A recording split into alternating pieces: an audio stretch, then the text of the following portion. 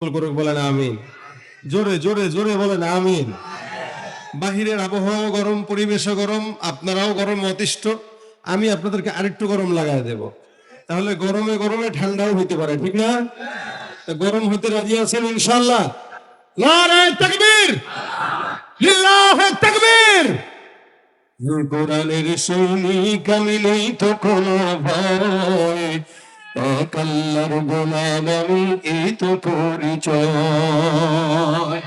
এই পৃথিবীর সবই নকল, এই পৃথিবীর সবই নকল, আসল কিছুই নয়, এক আল্লাহর গোলাম আমি, এই তো পরিচয় আমার, এই তো পরিচয়। ঠিক কিনা? কার গোলাম আমরা? জোরে জোরে বলেন, কার গোলাম? কোরআন হাদিস শাসনতন্ত্র, রাসূল আমার নেতা, উৎসাহ মোর চির অম্লান, ইতিহাসে বীর গাথা। কোরআন হাদিস শাসনতন্ত্র, রাসূল আমার নেতা, উৎসাহ মোর চির অম্লান, ইতিহাসে বীর গাথা। এক আল্লাহ ছাড়া আমার দিলে, এক আল্লাহ ছাড়া আমার দিলে নেই তো কারো ভয়, এক আল্লাহর গোলাম আমি, এই তো পরিচয় আমার, এই তো পরিচয়। আমি কোরআনের সৈনিক আমি, নেই তো কোনো ভয়, এক আল্লাহর গোলাম আমি, এই তো পরিচয় আমার, এই তো পরিচয়। ঠিক কিনা? কার গোলাম? আল্লাহর কাছেই তো সব চাবো, কি বলেন? এই বিষয় নিয়ে আমি আপনাদের সামনে দুইটা মুজাকারা করব। আলহামদুলিল্লাহ, টেনশনের কোনো কারণ নাই, কারণ আপনারা, আমরা সবাই, আমাদের পরিচয় একটা, আমরা মুসলমান। এই পরিচয় আমরা বসছি। দলের দিক থেকে একে অন্য দল করে, এক একজন এক এক দল করবে, এটা স্বাভাবিক। এই দুনিয়াতে থাকতে গেলে কারো পছন্দ একরকম হবে না, কেউ এক দলের, কেউ ভিন্ন দলের, কিন্তু ইসলাম আপনার পছন্দ হবে না, এটা আল্লাহর পছন্দই হবে। মুসলমান যদি দাবি করেন, প্রত্যেকটা মানুষ, কি আওয়ামী লীগ, কি বিএনপি, কি জাতীয় পার্টি, কি চরমনাই, কি তাবলীগ, কি জামাত, সব মানুষ দিন শেষে এক, আল্লাহর নামেই ঘুমায়, আল্লাহর নামেই উঠি। এ ব্যাপারে কারো দ্বিমত আছে? সুতরাং ইসলামী আন্দোলনের ঝন্ডাবাহী পতাকা নিয়ে যখন ময়দানে একসঙ্গে যখন নামার আয়োজন হবে, একসঙ্গে যখন ডাক আসবে, আওয়ামী লীগও তখন এক ছায়ায়, বিএনপিও তখন এক ছায়ায়। কে কোন পরিচয়ের এটা আমরা দেখবো না।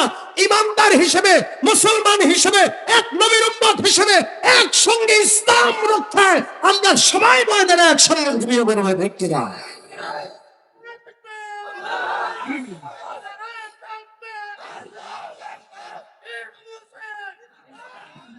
এটা আমাদের সবচেয়ে বড় পরিচয়। আমরা মুসলমান, আমাদের ধর্ম ইসলাম, মুসলমান জাতি সবচেয়ে দামি। আল্লাহ পাক রব্বুল আলামিন আমাদের ধর্মকে আল্লাহ পাক আল্লাহর কাছে সবচেয়ে মনোনীত বলে ওয়াদা করেছেন এবং বান্দাকে জানিয়েছেন। নিশ্চয়ই আল্লাহ পাক বলেন, ইন্নাদ দীনা ইনদাল্লাহিল ইসলাম, আল্লাহর কাছে কোনো জিনিসের দাম নাই ধর্মের ক্ষেত্রে ইসলাম ছাড়া। কবরে গেলে এটা জিজ্ঞাসা করবে না তুমি কোন সরকারের গোলাম ছিলা, তুমি কোন দল করতা, এটা জিজ্ঞাসা করবে না, বরং এটাই জিজ্ঞাসা করবে তোমার রব। তখন ক্ষমতাসীন আওয়ামী লীগও বলবে আল্লাহ, বিএনপিও বলবে আল্লাহ, আমিও বলবো আল্লাহ, আপনিও বলবেন আল্লাহ, যে বড়লোক সেও বলবে আল্লাহ, যে গরিব সেও বলবে আল্লাহ। প্রত্যেকটা মানুষের একই হাল, প্রত্যেকটা মানুষের একই পরিচয়। এই চাইতে বড় কোনো পরিচয় মুসলমানের আর হতে পারে না। এই জন্য বান্দা হিসেবে মুসলমান আমরা জাতি হিসেবে সৃষ্ট, লেকিন বান্দা যেহেতু আমরা, প্রত্যেকটা বান্দা, এখানে যত মানুষ আছেন আমি সহ, বরং আমি আরো বেশি বলবো, প্রত্যেকটা মানুষ গুনাহগার। আমি সবার চাইতে বেশি গুনাহগার। প্রত্যেকটা মানুষ গুনাহগার, এমন কোন মানুষ নাই যার গুনাহ নাই। যত বড় পীর হোক, যত বড় বুজুর্গ হোক, গুনাহ আছে কিনা? চেয়ারম্যান সাহেবের আছে কিনা? আমার আছে কিনা? আইবি সাহেব আসবে, তার আছে কিনা? হ্যাঁ। কাদের নাই? যাদের নাই আল্লাহ পাক তাদের ব্যাপারে বলেছেন নবীরা নিষ্পাপ। কোন নবী রাসূল নাই যারা গুনাহগার, সবাই নিষ্পাপ। আল্লাহ তাদেরকে নিষ্পাপ বানিয়েছেন, নিষ্পাপ ঘোষণা দিয়েছেন। এমনকি নবী রাসূলদের নিষ্পাপের ক্ষেত্রে যদি কারো বিন্দু সন্দেহ থাকে, তার ঈমান থাকবে না। নবীদের পরে কারা বলেন? সাহাবা আজমাইন, যাদের ব্যাপারে আল্লাহ স্পষ্ট কুরআনে বলেছেন রাদিয়াল্লাহু আনহুম ওয়ারাদু আন। আলহামদুলিল্লাহ, মঞ্চগুলোতে যদি সভাপতি হাফেজ হয় বা এরকম হয়, তাহলে এই মঞ্চগুলোতে কথা বলা আরামদায়ক। আগামীকালও একজন বক্তা থাকবে যে চেয়ারম্যান, কি বলেন ঠিক না? তাহলে এরকম যদি সব জায়গায় হাফেজে কোরআনরা আলেমরা চেয়ারম্যান হয়, এই সমাজ থেকে চোরের বাচ্চাগুলো এমনি দূর হয়ে যাবে। এজন্য ইনাদের বেশি দরকার। তা আজকে যে আমি পাওয়ারটা নিয়ে কথা বলতেছি না, এটা হইলো সভাপতি পাশে চেয়ারম্যান, সে হাফেজ। এটা যদি একটা স্টেজে যদি একজন বুজমান হাফেজ দিন দরদি লোক থাকে, তাহলে আলোচকের কথা বলতে সুবিধা হয়। আর যদি সন্ত্রাস থাকে, তাহলে চিন্তা করা লাগে যে এটার সামনে এটা বলবো কিনা, না হয় আমার পরিস্থিতি কোন দিকে নিয়ে যায়। যদিও আমরা যা বলি সব কোরআন হাদিসের আলোকেই বলার চেষ্টা করি, তবে এমন কোনো কথা বলবো না যেটার দ্বারা এলাকার ভিতরে মারামারি হবে, ইনশাআল্লাহ। এতটুকু বিশ্বাস রাখতে পারেন আপনারা। তো আমি যেটা বলছিলাম, রাদিয়াল্লাহু আনহুম ওয়া রাদু আন, কোরআনে আল্লাহ পাক সাহাবা আজমাইনদেরকে স্পষ্ট এরা যে নিষ্পাপ এটা বলেছেন। যদিও আমার দেশে কিছু ইমানদারেরা আছে যারা সাহাবারা সত্যের মাপকাঠি এটা মানতে চায় না, এটা বিশ্বাস করে না, মেয়ারে হক নিয়ে প্রশ্ন তুলে। অথচ আল্লাহ পাক স্পষ্ট কোরআনে বলেছেন তারাও খুশি, আমিও খুশি, কোনো সন্দেহ। তার মানে নবীরাও জান্নাতি, সাহাবা আজমাইনরাও জান্নাতি। আসেন এরপরে কারা? এরপরে তাবেঈরা, যারা নবীর সাহাবীদেরকে নিজ চোখে দেখেছেন, এরাও জান্নাতি। রাসূল বলেন যারা আমাকে দেখেছে অথবা আমাকে দেখেছে, এদেরকে দেখেছে, এরা সব জান্নাতি। সুবহানাল্লাহ। এই ক্ষেত্রে ইমাম আযম আবু হানিফা স্বয়ং তাবেঈ, উনিও জান্নাতি। কথা কয় না? উনিও কি? ইমাম আযম আবু হানিফা কি? জান্নাতি। এইরকম যত তাবেঈ আছে, আল্লাহর রহমতে ইনশাআল্লাহ আল্লাহ তাদেরকে জান্নাত দিবে, কারণ তারা রাসূলের সাহাবীদেরকে নিজ চোখে দেখেছেন। এটা তাদের বরকত, এটা নিসবত। এরপরে কারা? এরপরে যারা, এরা সব গুনাহগার। কিন্তু হ্যাঁ, কথা আছে, যেই ব্যক্তি রাসূলের জামানার যত নিকটে সে তত জান্নাতি। সুবহানাল্লাহ কয় না এরা? যেমন তাবেঈদেরকে যারা দেখেছে তাদেরকে তাবেঈ তাবেঈ বলে। তাহলে হিসাবে এ রাসূলের নিকটবর্তী বেশি না আমি বেশি? সে বেশি। তাহলে সে জান্নাতি আগে না আমি আগে? সে আগে। কেন? সে রাসূলের নিকটবর্তী বেশি। চেয়ারম্যান সাহেবের নিকটবর্তী যে সে সুবিধা পায় বেশি, একদম আর পাশের এলাকায় বা একদম বিরোধিতা করছে যে ও সুবিধা পাইলেও কম পায়, পাইলেও কম পায়। ঠিক রাসূলের নিকটবর্তী যে যত বেশি, সে রাসূলের থেকে তত সুবিধা পাবে বেশি, আর যে যত দূরবর্তী সে সুবিধা পাবে কম। এই কারণে আমরা 1400 বছর পার হয়ে গেল, আমরা বেশি সুবিধা পাবো বলে মনে হয় না, কারণ অনেক দূরে। তবে আশাবাদী ইনশাআল্লাহ রাসূলের সাথে জান্নাতে থাকবো। কিন্তু নিকটবর্তী কারা?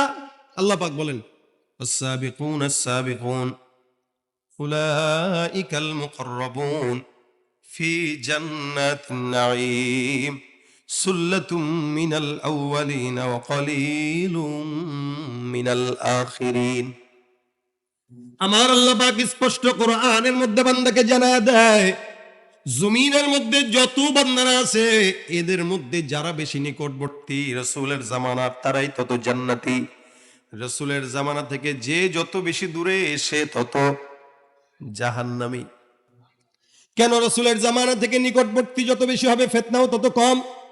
নবীর জামানা থেকে যত দূরে ফিতনাও তত বেশি। আল্লাহর নবীর জামানার সঙ্গে যার যত বেশি তাল্লুক, ওই বান্দা তত বেশি ফিতনা থেকে দূরে। 1400 বছর পার হয়ে গেল, ফিতনা এখন বেশি না কম? বেশি। এ মুসলমান, আমি আমার বাবার দিকে যদি নজর দেই, 75 বছর হয়ে গেছে, এখনো পর্যন্ত প্রতিদিন দৈনিক 3 বার কমাস কম তেলাওয়াত করে, 5 ওয়াক্ত নামাজ নিজে আজান দেয়, নিজের জামাতের সঙ্গে এখনো আদায় করে। আমি যখন ছোট ছিলাম, আমার বাবা সাধারণ মানুষ, সচিবালয়ে চাকরি করেছেন প্রায় 40 বছরের কাছাকাছি। লাস্ট জীবনে আইসা গ্রামে এখন মুয়াজ্জিন হয়ে গেছে। এ মুসলমান, সারা জিন্দেগি তবলিগের মেহনতের কারণে আমাকে মাদ্রাসায় দিয়েছে। আমার মনে আছে, আপনারাও মিলায় দেখেন, এই এলাকার মধ্যে ছোটবেলায় যখন দেখছি, আমি আমার বাবার গ্রামের বাড়িতে যখন যেতাম, আমার দাদা দাদি, নানা নানি অথবা খালা খালু, ফুফা ফুফি অথবা চাচা চাচিদেরকে দেখতাম সকালবেলা সূরা ইয়াসিন তেলাওয়াত না করে কোনোদিন উঠানে ঝাড়ু দিত না। সকালবেলা তারা তেলাওয়াত করতো সূরা ইয়াসিন, বিকেলে তেলাওয়াত করতো সূরা ওয়াকিয়া, রাত্রিবেলা সূরা তেলাওয়াত করতো মুলক করে, তারপরে ঘুমাইতো। প্রতিদিন 3 বার 4 বার কোরআন তেলাওয়াত করতো। আমি আমার নিজের ছোটবেলার কথা যদি বলি, আমি প্রতিদিন সকালবেলা ঘুম ভাঙতো আমার বাবা মায়ের তেলাওয়াতের আওয়াজে। আর বর্তমানে আপনার আমার সন্তানদের ঘুম ভাঙে আপনার আমার মোবাইল, ফেসবুক আর ইউটিউবের আওয়াজে।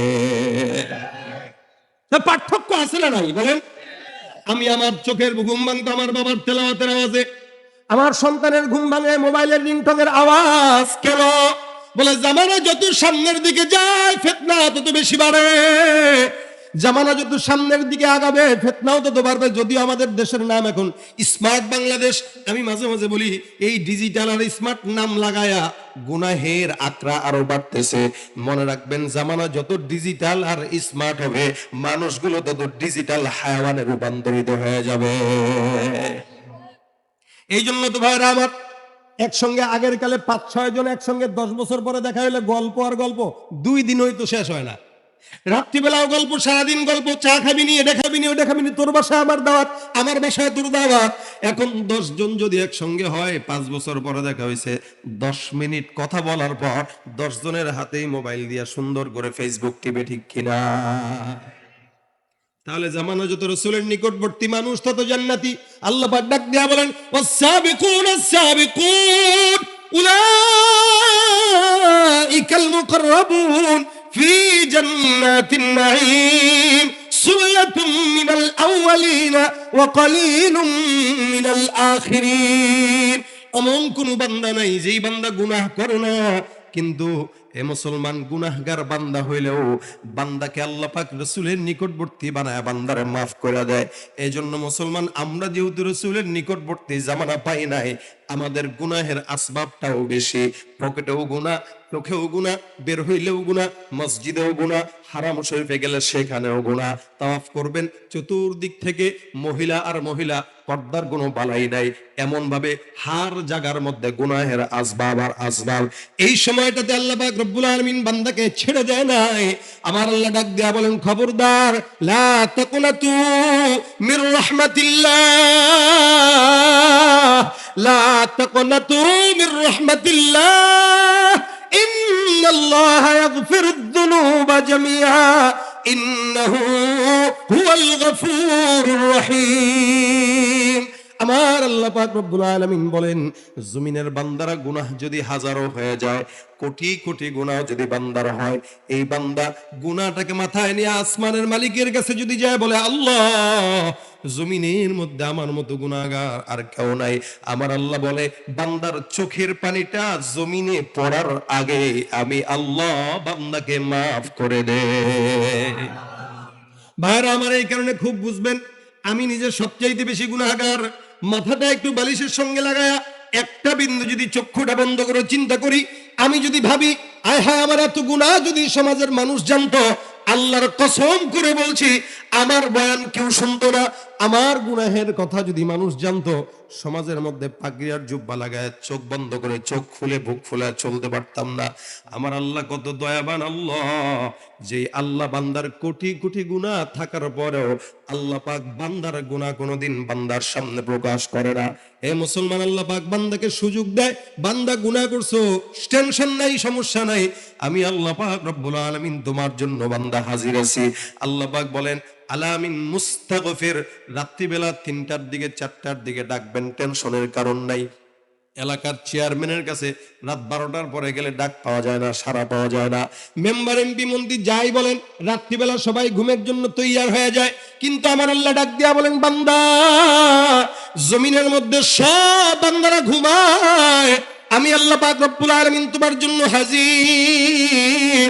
বান্দা তুমি যতই টেনশন করো, যতই গুনাহ করো, গভীর রাতে তোমার কথা যদি কেউ না শুনে, চেয়ারম্যান শুনে না, মেম্বার শুনে না, এমপি শুনে না, দুনিয়ার কোন মানুষ শুনে না, আমি আল্লাহ আসমানে হাজির। আমার আল্লাহ ডাকতে বলেন, আল্লাহু লা ইলাহা ইল্লা হুয়াল হাইয়ুল কাইয়ুম লা তাখুযুহু সিনাতুন ওয়ালা নাওম। হে মুসলমান নবীর উম্মত, জমিনের মধ্যে সব ঘুমাইলে দুনিয়া চলবে। সরকার যদি ঘুমায় বাংলাদেশ চলবে, মেম্বার যদি ঘুমায় এলাকা চলবে, চেয়ারম্যান যদি ঘুমায় এলাকা ইউনিয়ন চলবে, এই আমেরিকার সরকারও যদি ঘুমায় আমেরিকাও চলবে। সারা দুনিয়ার সরকাররাও ঘুমাইলে দুনিয়ার এক বিন্দু ক্ষতি হবে না। কিন্তু আমার আল্লাহ ডাক দিয়া কয়, আমি মাওলা এক সেকেন্ডের জন্য ঘুম তো দূরের কথা তন্দ্রাচ্ছন্ন কোনোদিন হই না। সুবহানাল্লাহ ওয়া বিহামদিহি। এরকম রব্বুল আলামিন বান্দাকে ডাক দিতে থাকে আসমানের মধ্যে এসে, আলামিন মুস্তাগফির, এমন কোন বান্দা আছে চাও? আমার আল্লাহ পাক রব্বুল আলামিন বান্দাকে ডাক দেয়। কোন বান্দা গভীর রাতে যদি আল্লাহর ডাকে সাড়া দেয়, আমার আল্লাহ পাক রব্বুল আলামিন বান্দাকে ক্ষমা করার জন্য আসমানে এসে ডাক দেয়। এ মুসলমান নবীর উম্মত, এই কারণে আল্লাহ পাক দয়া করে মায়া করে বান্দাকে সুন্দর করে বলে, লা তাকনাতু মির রাহমাতিল্লাহ। কোটি কোটি গুনাহ হবে, টেনশন নাই বান্দা, আমি আল্লাহ পাক রব্বুল আলামিনের দয়া। তোর গুনাহ করতে করতে করতে করতে ক্লান্ত হবি, আমি আল্লাহ মাফ করতে করতে ক্লান্ত হব না। হাদিস শরীফে আমার পয়গম্বর মুহাম্মদুর রাসূলুল্লাহ সাল্লাল্লাহু আলাইহি সাল্লাম জানায় দেয়, সারা দুনিয়ার জমিনের মধ্যে মহব্বত নামক বস্তুটা আমার আল্লাহ পাক রব্বুল আলামিন যখন বানায়, এটাকে 100 ভাগে ভাগ করে। কয়শো? 100 ভাগ। আল্লাহ নবী ডাক দিয়া বলেন, 100 ভাগের 1 ভাগ মহব্বতটাকে আমার আল্লাহ পাক রব্বুল আলামিন গোটা দুনিয়ার মধ্যে ছড়ায় দেয়। আমার আল্লাহ পাক 1 ভাগটার কিছু অংশ গরু ছাগলের মধ্যে দিয়া দেয়, 1 ভাগটার কিছু অংশ জিন্নাতের মধ্যে দিয়া দেয়, 1 ভাগটার কিছু অংশ ফেরেশতাদের মধ্যে দিয়া দেয়, 1 ভাগের কিছু অংশ মাছের মধ্যে দিয়া দেয়। গোটা জমিনের মধ্যে আল্লাহ পাক 1 ভাগ মহব্বতটাকে ভাগাভাগি করে বান্দার মধ্যে ঢুকায় দেওয়ার কারণেই তো একটা সন্তানের প্রতি মা বাবার কতটুকু মহব্বত, একটা মায়ের প্রতি বাবার কতটুকু মহব্বত, একটা সন্তানের প্রতি মা বাবার কতটুকু আদর আর ভালোবাসা, ভাইয়ের প্রতি বোনের কতটুকু ভালোবাসা। এই ভালোবাসা যদি 100 ভাগের 1 ভাগের কিঞ্চিত পরিমাণ পাওয়ার পর হয়, বাকি থাকে কয় ভাগ? বলে 99 ভাগ। আমার নবী ডাক দিয়া কয়, বাকি 99 ভাগ মহব্বত আমার আল্লাহ শুধুমাত্র বান্দাকে ক্ষমা করার জন্য আল্লাহর দিলে রেখে দিয়েছে। তুমি মিটাও সকল চাওয়া, দুদিন আগে পরে তোমার কাছেই সকল পাওয়া, সবই তোমার তরে। তুমি মিটাও সকল চাওয়া, দুদিন আগে পরে তোমার কাছে সকল পাওয়া, সবই তোমার তরে। তোমার পথে চললে সবাই, তোমার পথে চললে সবাই আসবে যে সুদিন, তোমার দয়ায় পূর্ণ আমার সারা নিশিদিন। আল্লাহ তুমি দয়ার সাগর, আওয়াজ দিয়া, আল্লাহ তুমি সাগর রহমানুর রহিম, তোমার দয়ায় পূর্ণ আমার সারা নিশিদিন। দয়াকার আমার আল্লাহ পাক রব্বুল আলামিন বান্দাকে দয়া করেন, বান্দাকে বলছেন তুমি চাও, ক্ষমা চাও, আমি আল্লাহ ক্ষমাশীল। এই জন্য আল্লাহ পাক রব্বুল আলামিন বলেন, ফাকুলতুস্তাগফিরু রাব্বাকুম ইন্নাহু কানা গাফফারা। আমার আল্লাহ পাক রব্বুল আলামিন বান্দাকে শিক্ষা দেয়, বান্দা তোমরা ইস্তেগফার করো, ইস্তাগফিরু রাব্বাকুম, তোমরা তোমাদের রবের কাছে ইস্তেগফার করো, ইন্নাহু কানা গাফফারা, একমাত্র তিনি ক্ষমাশীল। যে ইস্তেগফার করবে আল্লাহ পাক বলে তিনি ক্ষমাশীল, তার মানে ইস্তেগফারের মাধ্যমে আল্লাহ বান্দাকে ক্ষমা করবে ইনশাআল্লাহ। ভাইরা আমার খুব বুঝবেন, আল্লাহ পাক রব্বুল আলামিন বান্দাকে ক্ষমা করে। হাসান বসরি রাহমাতুল্লাহ আলাইহি ইস্তিগফারটা এমন একটা আমল, নবী করিম সাল্লাল্লাহু আলাইহি সাল্লাম বলেন, ইয়া আইয়ুহান নাস তুবু ইলাল্লাহ, হে মানুষ তওবা করো আল্লাহর কাছে। কতটুকু করবা? কারণ ফাইন্নী আতুবু, আমি নিজে তওবা করছি, লিকুল্লি ইয়াউম, প্রত্যেক দিন আমি নিজে, পয়গম্বর বলেন আমি নিজে তওবা করছি কতবার, বলে মিআতা মাররা। রাসূল করিম সাল্লাল্লাহু আলাইহি ওয়াসাল্লাম বলেন তোমরা ইস্তিগফার করো। কেন? আমি নিজে প্রতিদিন 100 বার আল্লাহর দরবারে ইস্তিগফার করতাম। সুবহানাল্লাহ। রাসূল নিজে 100 বার ইস্তিগফার করতেন। নবী করিম সাল্লাল্লাহু আলাইহি ওয়াসাল্লাম গুনাহ আছে কোনো? নবীর তো গুনাহ বলতে কিচ্ছুই নাই, এরপরেও রাসূল প্রতিদিন 100 বার ইস্তিগফার করেন। রাসূলের শান, অন্য হাদিসে রাসূল বলেন আমি প্রতিদিন 70 বারের বেশি বা 70 বার ইস্তিগফার করতাম। যেখানে শাফিয়ে মাহশার, সাকিয়ে কাউসার, আকা নামদার, মদিনা কা তাজদার, সারা নবীদের সরদার, এই নবী যিনি প্রতিদিন 100 বার ইস্তিগফার করে, সেখানে আপনার আমার তো 1 কোটি বার করা দরকার। 1 কোটি বার করা দরকার, কারণ গুনাহ তো 1 কোটি বারের চেয়ে বেশি হয়। মসজিদ থেকে বের হইছেন গুনাহ, আসবাবে মাসি আমাদের কাছে এত বেশি, যার কারণে গুনাহ হয় বেশি। বাহিরে বের হইলাম গুনাহ, পার্কে গেলাম গুনাহ, মসজিদ থেকে বের হইলাম গুনাহ, মসজিদে ঢুকতেও গুনাহ, মজলিসে বসছি কথা বলার নামে, গল্প করার নামে গীবতের গুনাহ, শিকায়েতের গুনাহ, পরনিন্দার গুনাহ, একজন আর একজনের জায়গা চুরি করে সেই গুনাহ। বান্দা গুনাহ তো করে করে গুনাহকে গুনাহই মনে করে না, নাম পাল্টায় দিয়া গুনাহ করে, ঠিক কিনা? যেমন ঘুষ যারা খায় এরা নাম পাল্টে দিয়ে খায়, সুদ যারা নেয় এরা নাম পাল্টে দিয়ে নেয়। গতকাল আমার কাছে ফ্লাইটে আসতেছিলাম, এক ভদ্রলোক আমারে প্রশ্ন করছে যে হুজুর আমি যদি ব্যাংকের থেকে যেই বাড়তি টাকাটা আছে ইন্টারেস্ট, ওইটা দিয়ে যদি আমি যাকাত দেই, যাকাত হবে কিনা? ব্যাংকের সুদের টাকা দিয়ে যাকাত দিবে। চিন্তা করেন, এই ফতোয়া তো আমাদের হাফেজ সাহেবই দিতে পারবে, চেয়ারম্যান সাহেব নাই বললাম আমি, কি বলেন ঠিক না? চেয়ারম্যান পরিচয় বড় না হাফেজ পরিচয় বড়? কথা কম করে বলেন না। এই যে চেয়ারম্যান সাহেব আজকে আছে কালকে নাই, গতকাল ছিল আজকে নাই, সাবেক, ঠিক না? যে গতকাল চেয়ারম্যান ছিল আজকে যদি না থাকে তার পরিচয় কি? সাবেক চেয়ারম্যান। কিন্তু হাফেজ যে হয়েছে এটা সাবেক লাগাইতে পারবেন নি? তার মানে দাম কোনটার বেশি? হাফেজ। আমি যে হাফেজ হয়েছি আজ থেকে 20 বছর আগে, তাহলে আমি যে হাফেজ হয়েছি এখনো তো আমার নামে হাফেজ লাগানো আছে। আমি মরণ পর্যন্ত হাফেজ থাকবো, মরার পরেও হাফেজ থাকবো। কিন্তু চেয়ারম্যান, মেম্বার, এমপি, মন্ত্রী এদের পরিচয় যতদিন চেয়ার আছে ততদিন চেয়ার নাই, সাবেক। কথা আসতে কোন আপনারা বুঝুন নাই কথা? তাহলে এই ফতোয়া তো আমাদের হাফেজ সাহেবই দিতে পারবে যে সুদের টাকায় যাকাত দেওয়া যাবে, এটা তো পরের হিসাব, সুদ খাওয়াই তো হারাম। কথা বল না কেন? নাকি ইন্টারেস্ট নাম দিয়া খাইলে জায়েজ? হ্যাঁ, অনেকে তো কয় না হুজুর আমি সুদ খাই না, আমি ইন্টারেস্ট খাই। এ সুদ না, সুদ না, এটা মুদারাবা সিস্টেমে আমারে দিছে, মুদারাবা সিস্টেমে দিছে, এটা ইন্টারেস্ট। ওইটা কি ভাই? এটা মুনাফা, আর নাম ইন্টারেস্ট, সেটা বুঝে গেছে এখনকার, এটা মুনাফা। যেটাই বলেন যদি নাম পাল্টাই দিয়ে খাইলে জায়েজই হয় আর হালালই হয়, তাহলে পাতলা ডাইলকে পাতলা পায়খানা হইলে যেটা বের হয় এটারে মনে করে ডাইল মনে করে খায়ান যান। কথা বুঝেন নাই মনে হয়? নাম পাল্টা দিয়ে খেলে দেবো, তাহলে আমার তো মনে বলে ওইটার চেয়ে সুদ খাওয়াটা আরো খারাপ, কি ঠিক না? কারণ কেউ যদি ওইটা খায় ওর জাহান্নাম তো আর হবে না, ওর রুচির বিষয় আছে, রোগ হবে, হয়তো মরে যেতে পারে, এটা অতটুকু হইতে পারে, কিন্তু জাহান্নাম তো আর না। কিন্তু কেউ যদি সুদ খায় তাও এটাকে জায়েজ বানায় খাইতে চায়, আজীবনের জন্য জাহান্নাম। সন্দেহ আছে কোনো? সুদ যে খায়, যে লেখে, যে সাক্ষী দেয়, যে গ্রহণ করে, সবগুলো জাহান্নামে। আপনাদের ঠিকের পরিবেশটা একটু দুর্বল, তার মানে এখানে অধিকাংশই খান মনে হয়। হ্যাঁ, তাহলে ঠিক আসতে কোনকে? জোরে বলেন ঠিক কিনা? সুদ যারা খায় তারা কি? জোরে বলেন কি? যে নেয় সে কি? যে দেয় সে কি? যে লেখে সে কি? যে সাক্ষী থাকে সে কি? ওরা হলো দেশের লাগি মহামারীর মতন, ফাইলে কলম ঠেকাইয়া চালায় শুধুই নির্যাতন। ওরা হলো দেশের লাগি মহামারীর মতন, ফাইলে কলম ঠেকাইয়া চালায় শুধুই নির্যাতন।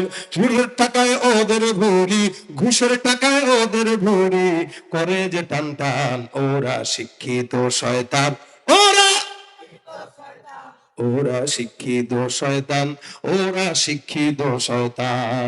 দুর্নীতির ওই আখড়ায় বসে, দুর্নীতির ওই আখড়ায় বসে জাহির করে জ্ঞান, কলম দিয়ে কামায় টাকা, ধরে সাধুর ভান। ওরা শিক্ষিত শয়তান, ওরা শিক্ষিত শয়তান, ওরা শিক্ষিত শয়তান, ওরা শিক্ষিত শয়তান। পীরগিরিয়ার মাজার পূজা চলছে দেশটা জুড়িয়া, শিরকি আর ভণ্ডামিতে দেশটা গেছে ভরিয়া। গাজার কলকি টান মারিয়া, গাজার কলকি টান মারিয়া দেখায় খাজার শান। ওরা শিক্ষিত শয়তান, ওরা শিক্ষিত শয়তান, ওরা শিক্ষিত শয়তান, ওরা শিক্ষিত শয়তান। আলেম নামেও কতক দেখো টাকার মোহে পড়িয়া, স্বার্থের পিছে দৌড়াইতেছে কোরআন হাদিস ছাড়িয়া। জিহাদ ছেড়ে কেউ বা ধরছে, জিহাদ ছেড়ে কেউ বা ধরছে দরবেশেরই ভান। ওরা, ওরা শিক্ষিত শয়তান, ওরা শিক্ষিত শয়তান, ওরা শিক্ষিত শয়তান। ঠিক কিনা? যেখানে যাই ভেজালেতে ভরে গেছে দেশটায়, ব্যবসায়ীরা রাতারাতি কালো টাকায় হাত রাঙায়। ভেজাল থেকে বাঁচতে হলে, ভেজাল থেকে বাঁচতে হলে খোলা রাখো কান। ওরা শিক্ষিত শয়তান, ওরা শিক্ষিত শয়তান, ওরা শিক্ষিত শয়তান, ওরা শিক্ষিত শয়তান। ঠিক কিনা ভাইরা আমার? খুব বুঝবেন, আল্লাহ পাক রব্বুল আলামিন এই কারণে বলে, বান্দা যেহেতু গুনাহ করবে, গুনাহের পর আমি আল্লাহ বান্দার রাস্তা খুলে দিলাম, বেশি বেশি ইস্তিগফার করো। ইস্তাগফিরু রাব্বাকুম সুম্মা তুবু ইলাইহি ইউমাত্তিউকুম। আল্লাহ পাক রব্বুল আলামিন বান্দাকে জায়গায় জায়গায় ইস্তিগফারের কথা বলেন। এই জন্য হাসান বসরি রহমতুল্লাহ আলাইহি একদিন বসা, উনার কাছে একজন লোক আসছে, এসে ডাক দিয়া বলে, হুজুর আমার সংসারের মধ্যে অভাব, টাকা পয়সা নাই, অভাবের কারণে বাচ্চাদেরকে ভরণ পোষণ দিতে পারি না, এমন কোন আমল শিখা দেন যে আমলের কারণে আল্লাহ পাক যেন আমার রিজিকের মধ্যে ওয়াসাআত দান করে দেয়। হাসান বসরি রহমতুল্লাহ আলাইহি লোকটাকে বলল, যাও তুমি ইস্তিগফারের আমল করে নাও। লোকটা বাসায় যায় ইস্তিগফারের আমল শুরু করে দেয়। হঠাৎ করে আরেকজন ব্যক্তি হাজির। এই ব্যক্তিটাও ডাক দেয়া বলে, হুজুর আমার সন্তান আদি হয় না, বিয়ে করেছি এত বছর হয়ে গেল, হুজুর এমন কোন আমল বাতলা দেন যেন আমার সন্তান হয়। আমাদের দেশের সন্তানের জন্য আজমির শরীফে যায়, খাজার দরবারে যায়, ঠিক কিনা? কত বড় ভণ্ডর ভণ্ড! বাবার কাছে যায়, সন্তান চায়, বাবা গো, বাবার দেখবেন ঢুকতে গেলে দরজা আছে 10টা। এই দরজা দিয়ে ঢুকবে যার সন্তান নাই সে, এই দরজা দিয়ে ঢুকবে যার চাকরি হয় না সে, এই দরজা যে প্রেম করে ছাকা খাইছে সে। এখন বাবার দরবারে ঢুকলে দরজা তো চিনছে, কোন দরজা দিয়ে ঢুকছে, ও বুঝছি ছাকা খাইছো, শান্তি নাই। ঘুমা ঘুমা, বাবা কেমনে জানলেন? এই তো মনে করছে আমার বাবা মনে হয় জিন্দা হলি। আরেকটা ঢুকে, এই বুঝছি সন্তান নাই, আরে আমার বাবা কত বড় বাবা, হ্যাঁ সন্তান নাই বুঝে গেল, বলতে বলে নাকি তোর চেহারায় বলে তোর বাচ্চা হয় না। বাবা কয় ঠিক আছে, বউটারে আনিস, আমাদের খানকায় আমল আছে কিছু, এটা বাতেনি আমল, 2-3 দিন রাখতে হবে, এরপরে ইনশাল্লাহ তোর সন্তান হবে, টেনশন নাই। এই বেচারা তো বউরে যদি মনে করেন বাবার দরবারে নিয়ে যায়, সুমন্তা সুয়ার কালাকুত্তার গু যাই বলেন, এই সন্তান কি তার না বাবার, এদের মধ্যে সন্দেহ আছে না নাই? এই জন্য সন্তান দেনেওয়ালাকে, সন্তান যদি না হয় আমল শিখে নেয়। কোন আজমির শরীফে, খাজার দরবারে, কোন গোলাপসার মাজারে অথবা অন্য কোন মাজারে যাওয়া যাবে না, চাওয়া যাবে না। কেউ যদি চায় ঈমান থাকবে না, থাকবে না, থাকবে না। আল্লাহ ছাড়া কারো কাছে চাওয়া যাবে? বলেন চাওয়া যাবে? ভাইরা আমার, এটা কুফর। আল্লাহ কাছে চাওয়া বাদ দিয়া কারো কাছে চাওয়া, এটা কুফরি, এটা শিরক। আল্লাহ পাক বলেছেন, খবরদার তোমরা আমি ছাড়া কারো কাছে চাবা না। হাসান বসরি দোয়া শিখায় দেয়,